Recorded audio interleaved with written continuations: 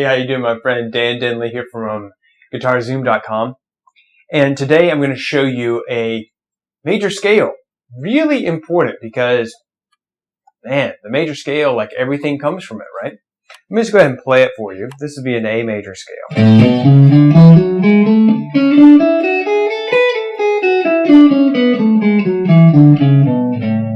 Okay, let me play it for you a lot slower. Here we go.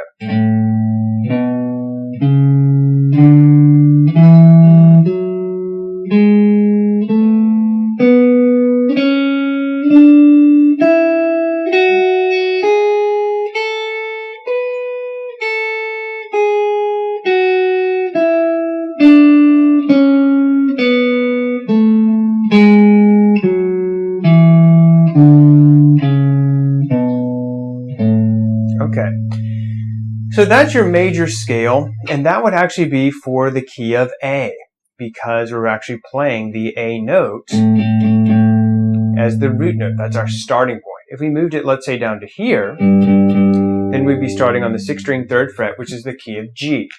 Okay, so let me move it down to G. If you start here on the 6th string 3rd fret, you're going to be playing G major.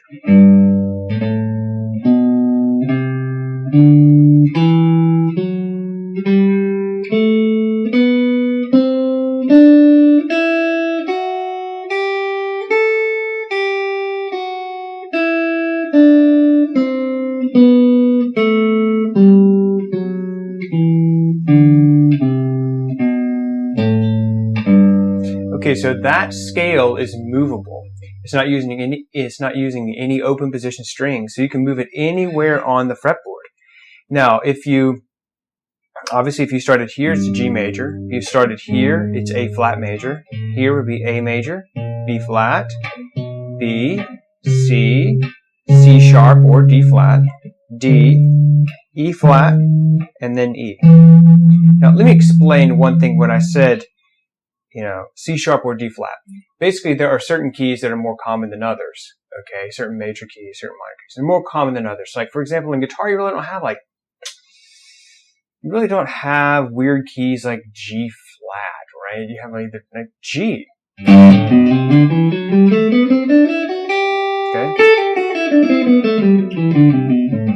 Well, if you move that up to here, you're playing A flat major. Okay. And then, of course, you have A and B flat. Okay. In fact, that's a great way to practice this, is actually to start, let's say, on F sharp. Start on F sharp, you play the F sharp major bar chord like this, and then play the scale.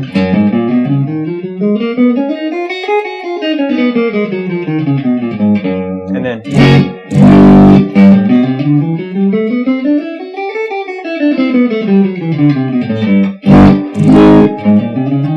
you get the idea, right?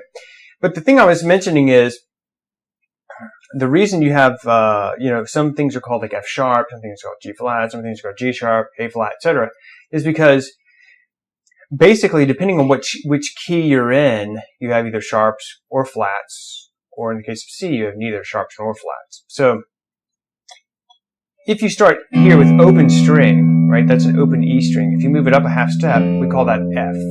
Move it up another half step on the 2nd fret, that's going to be F sharp. Generally speaking, it's called F sharp and not G flat, because F sharp is in the key of D. Okay, and D is a very common guitar key. G flat, kind of weird, right? Like, how many songs have you ever heard of that are in G flat, or looked at the key signature and saw all these flats? Not very normal. So then you move up another half step, you got G, and then you move up here. We call this A flat generally in guitar because G sharp is kind of a weird key, right? Although you could have a G sharp in certain keys, like, for example, in the key of E major, you could have G sharp minor. Okay, but generally speaking, we call this A flat.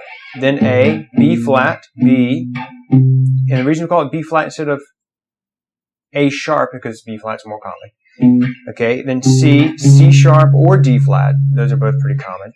D, then E flat, and then E. And then it starts over again because once you get up to the 12th fret, then you're just repeating the note. So you have an open E string. Well, this is also an E. It's just an octave higher. Of course, you could also play that E here. I'm sorry, here. So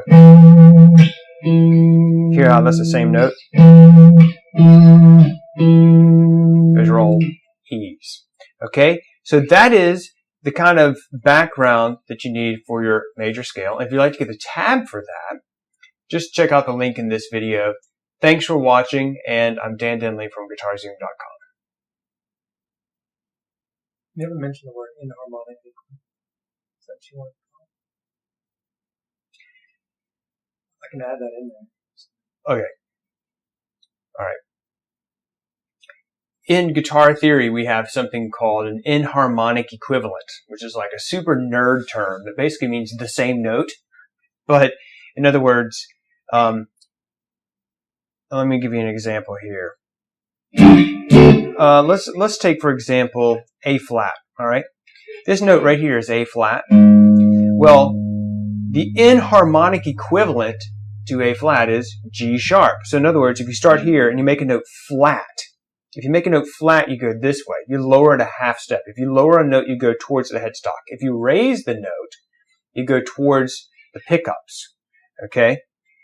Or towards your sound hole or whatever. But basically, an inharmonic equivalent means it's the same note, but it has two different names. It's just like a coin. You know, if you look at a coin, it might have two sides, but it's still just one coin, right? Okay, well, it's the same idea. G sharp is the same note as A flat. Okay, that's an inharmonic equivalent. B flat is the same note as A sharp. Okay, and actually, ironically enough, when you're talking about B, when we're talking about B, it's the same. B is the inharmonic equivalent. This note is actually the inharmonic equivalent of C flat. So C flat is really like, we just call it B instead of C flat. And the reason you have those different names is because in the different keys, certain notes are called certain things. Okay? So for example, in the key of A flat major, this is going to be an A flat major chord. In the key of G sharp major, it's kind of weird, this would be a G sharp chord. Okay? But that's why you have all this weird, that's why you basically have all these different names, and what makes it kind of confusing is because a lot of times, you know, things have the different names, but it's the same note on the fretboard. That's what you need to remember. Okay? And that's the whole deal with inharmonic